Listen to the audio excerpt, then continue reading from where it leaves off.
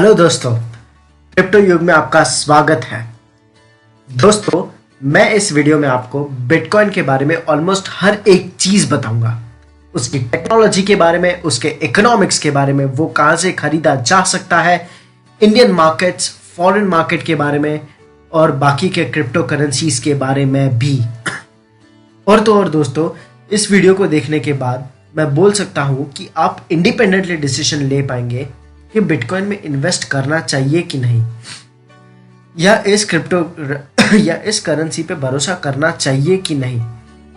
अगर आपको बिटकॉइन के बारे में ऑलरेडी काफी कुछ पता है तो भी इस वीडियो को देख सकते हैं, क्योंकि मैं इसमें ऑलमोस्ट हर एक एंगल को कवर करूंगा, including the concept of blockchain. दोस्तों, मैं इस टेक्नोलॉजी को ऑलमोस्ट 2013 से स्टडी कर रहा हूं। बिटकॉइन को समझने के लिए आपको उसके technical as well as economic aspect दोनों को समझना पड़ेगा।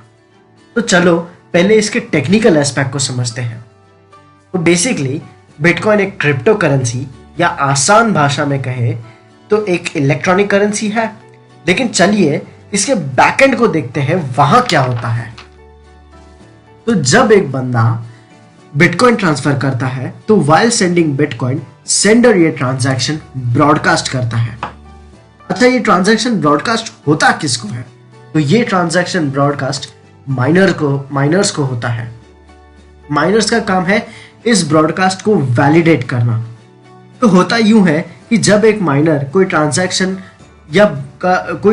का ब्रॉडकास्ट रिसीव करता है तो वो बाकी के माइनर से वेरीफाई करता है कि क्या ये ट्रांजैक्शन वैलिड है। अब ये एक रेस की तरह है, जो माइनर सबसे पहले सब ट्रांजैक्शन का वैलिडेशन बाकी के माइनर से पहले करेगा, उसको मिलेंगे 25 बिटकॉइन। अब क्वेश्चन ये आता है कि क्या ये स्टार्टिंग से लेकर अब तक के हर ट्रांजैक्शन का वैलिडेशन लेना है? तो आंसर है नहीं। यहां पे आता है ब्लॉकचेन का कंसेप्ट। बिटकॉइन में हर ब्लॉक होता है 10 मिनट का, मतलब माइनर को लेटेस्ट 10 मिनट के ही ट्रांजैक्शन को वैलिडेट करना है। अच्छा, अब जिस माइनर ने सबसे पहले 10 मिनट के ट्रांजैक्शन को वैलिडेट कर लिया, उसको मिलेंगे 25 बिटकॉइन और वो बन जाएगा एक ब्लॉक। फिर एक रेस शुरू होगी 10 मिनट की, फिर 10 मिनट के ट्रांजैक्शन को वैलिडेट करना होगा, फिर कोई माइनर जीतेगा, फिर 25 बिटकॉइन इशू होंगे और बन जाएगा एक ब्लॉक। ऐसे ही और ब्लॉक्स बनते जाएंगे, इसीलिए इस कॉन्सेप्ट का नाम है ब्लॉकचेन। अच्छा, चलिए बिटकॉइन की एक और स्पेशलिटी, ब्लॉकचेन की एक और स्पेशलिटी की तरफ चलते हैं। चलो, एक बिटकॉइन और ब्लॉकचेन का ये स्पेशलिटी सेम है। चलो एक एग्जांपल लेते हैं। अब समझो सलमान खान को कुछ पैसे कटरीना कैफ को भेजने हैं, तो ये ट्रांजैक्शन कैसे होगा? सलमान खान की bank, let's say state bank of India, HDFC bank को पैसे ट्रांसफर करेगी, जिसमें कटरीना कैफ का अकाउंट होगा। लेकिन the point that I am raising is, ये ट्रांजैक्शन की डिटेल्स, ये ट्रांजैक्शन का डेटा सिर्फ स्टेट बैंक और HDFC बैंक के पास ही होगा और किसी के पास नहीं होगा। तो HDFC बैंक और स्टेट बैंक चाहे तो ये ट्रांजैक्शन को अपने एंड से छेड़ सकते हैं, लेकिन ब्लॉकचेन में ये डेटा, या टेक्निकल टर्म्स में ये लेजर हर माइनर के पास होगा। 2009 में जब बिटकॉइन रिलीज हुआ था, तब से लेकर आज तक हर ट्रांजैक्शन उस लेजर में होगा और वो लेजर हर माइनर के पास होगा।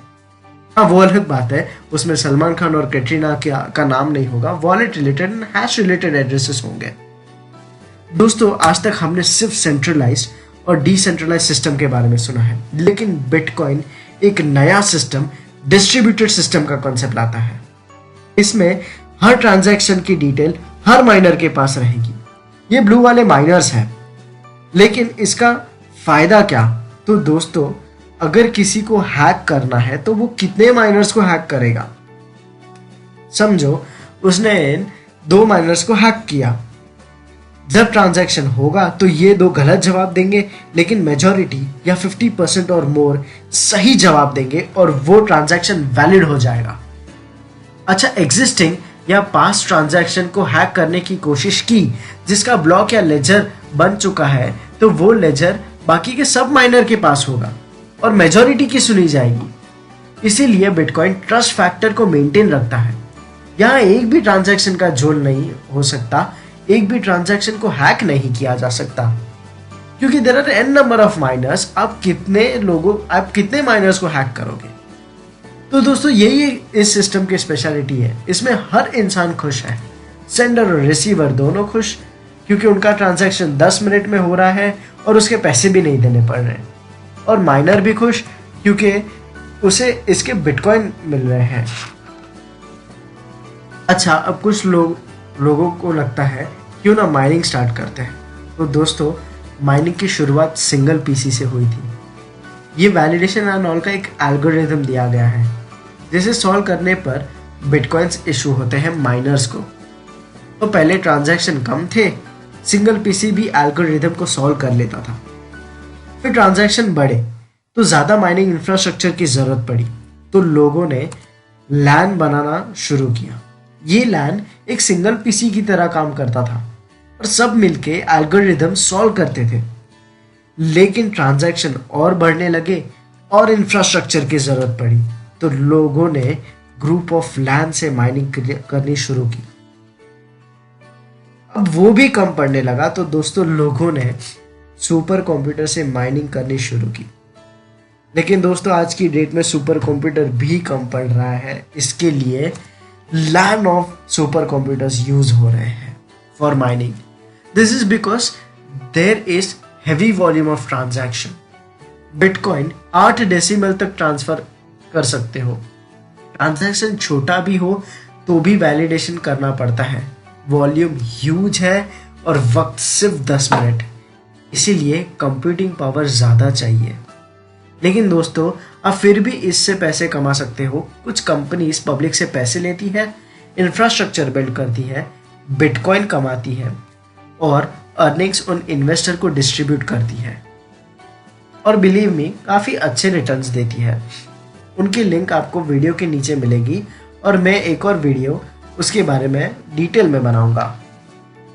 दोस्तों, bitcoin blockchain has made great wonders today.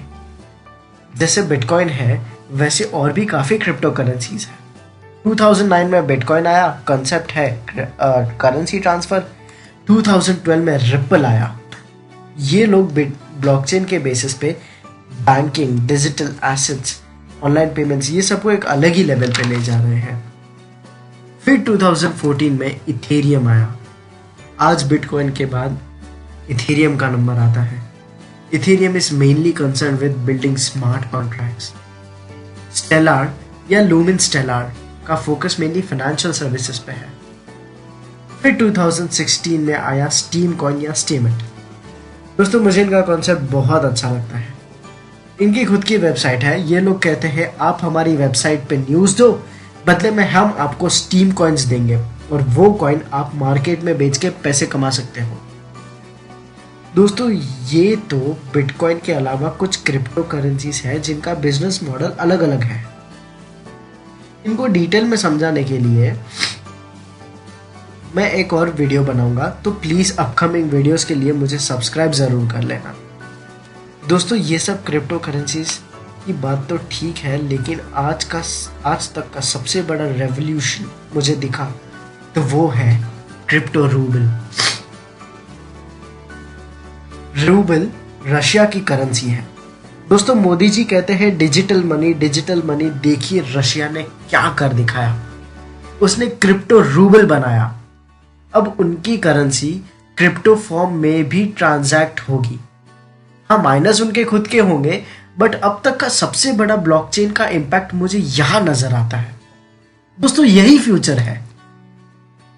पहले बार्टर सिस्टम था, फिर कॉइन सिस्टम आया, फिर नोट्स, फिर इलेक्ट्रॉनिक बैंकिंग, लेकिन अब क्रिप्टो करेंसीज का युग आने वाला है।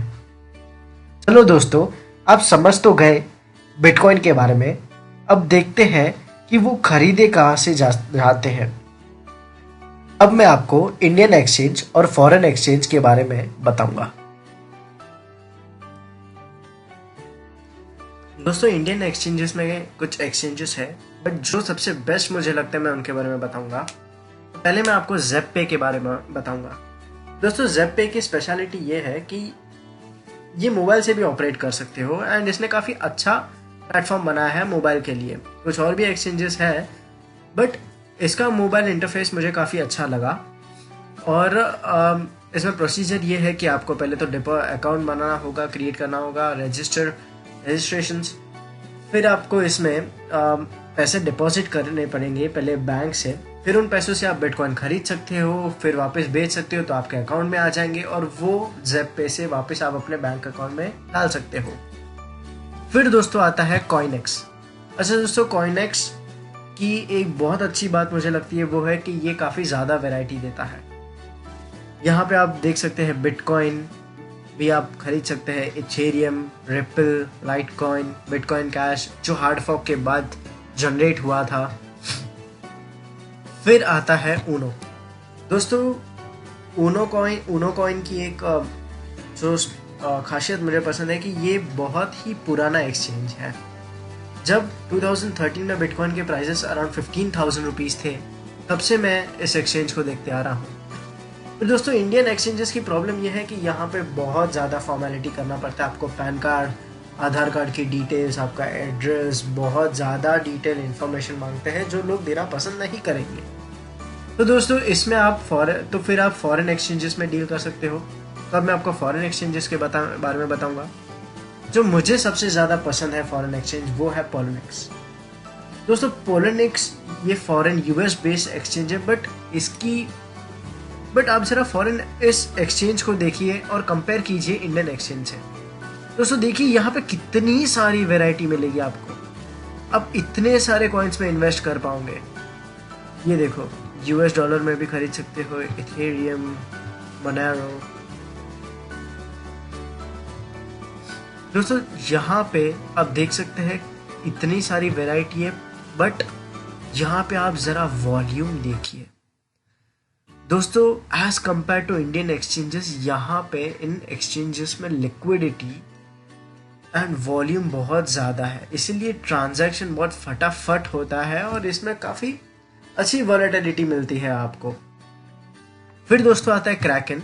अच्छा, क्रैकन पे आप डायरेक्टली जा सकते हो, बट ये एक दूसरा है, trade.kraken.com। इसमें आपको काफ़ी एनालिटिकल थिंग्स मिलेंगी।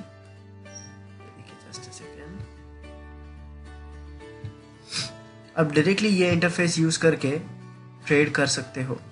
ये देखो, बायर एंड सेलर, इनका देखिए कितना कम स्प्रेड है, इतना कम। और इंडियन एक्सचेंजेस का देखिए, इंडियन एक्सचेंज में बता चलो ज़ेप्पे देखो, इसमें देखो 8,78,000 एंड 8,62,000। तो दोस्तों, ये बहुत ज़्यादा स्प्रेड है क्योंकि इंडियन एक्सचेंजेस में काफ़ी कम वॉलेटिलिटी है, काफ़ी कम वॉल्यूम है बेसिकली। और दोस्तों ये देखिए, अब इतनी सारी वैरायटी, इतने सारे। आप इथेरियम खरीदना है तो आप BTC से, Canadian dollar, euro, great Britain pound, Japanese yen. अच्छा, क्रैकन में एक चीज़ और वार्न कर देता हूँ कि अभी कुछ सॉफ्टवेयर इश्यूज चल रहे हैं क्रैकन में। ये लोग उसे ठीक करने की कोशिश कर रहे हैं, बट कुछ वक्त पहले तक, एंड आई थिंक अभी भी क्रैकन का काफ़ी लोग काफ़ी इस पे भरोसा करते हैं। और एक और चीज़ क्रैकन की है कि इसने यूरोपियन मार्केट कैप्चर किया हुआ है। आपके कुछ रिलेटिव्स रहते रहेंगे जिसके पास काफ़ी अच्छा यूरोस में लिक्विडिटी है, तो you can suggest them this website Kraken. फिर आता है बिटफिनिक्स। अभी यूएस के जो लोग हैं वो ज़्यादातर इस वेबसाइट की तरफ चल रहे हैं। ये एक अच्छा ट्रेंड बनते जा रहा है, काफ़ी अच्छे वॉल्यूम्स है यहाँ पे आप देख सकते हैं। और देखिए यहाँ पे भी कितनी सारी वैरायटी मिलेगी आपको। और दोस्तों, इसके इंटरफेसेस ज़्यादा है और इसमें बोलते ना एंट्री एग्जिट बैरियर्स बहुत कम है। दोस्तों, अगर आपको फॉरेन एक्सचेंजेस में डायरेक्टली घुसना है तो सिंपलेस्ट वे जो लोग एडॉप्ट करते हैं वो इंडियन एक्सचेंजेस से बिटकॉइन बाय करते हैं और फिर वो बिटकॉइन ट्रांसफ़र करते हैं फॉरेन एक्सचेंजेस में और फिर वहाँ से ट्रेडिंग शुरू कर देते हैं और उसमें डील करने चालू कर देते हैं। It's as easy that way, ये सिंपलेस्ट वे है जो लोग अभी यूज़ कर रहे हैं। तो दोस्तों ये थे क्रिप्टो करेंसीज के कुछ एक्सचेंजेस। इनको बहुत ज़्यादा डिटेल में एक्सप्लेन करने के लिए मैं एक और वीडियो बनाऊंगा। तो दोस्तों अब आप बिटकॉइन के बारे में बहुत कुछ जान गए हैं। मैं आने वाले दिनों में बहुत से इंफॉर्मेटिव वीडियोस लाऊंगा बिटकॉइन के बारे में, क्रिप्टो करेंसीज के बारे में। मैं आपसे मेरा पूरा नॉलेज शेयर करूंगा। दोस्तों प्लीज़ इस वीडियो को बहुत ज़्यादा शेयर कीजिए। दोस्तों प्लीज़ इस चैनल को भी सब्सक्राइब कीजिए ताकि मैं आपसे इतने सालों की और आने वाले वक्त की स्टडी एंड एक्सपीरियंस शेयर कर पाऊंगा। नोटिफिकेशंस भी ज़रूर ऑन करना। और हाँ दोस्तों, मुझे काफ़ी कुछ समझाना था। हो सकता है घाई घाई में एक दो वर्ड गलत निकल गए होंगे, तो प्लीज़ माफ़ करना।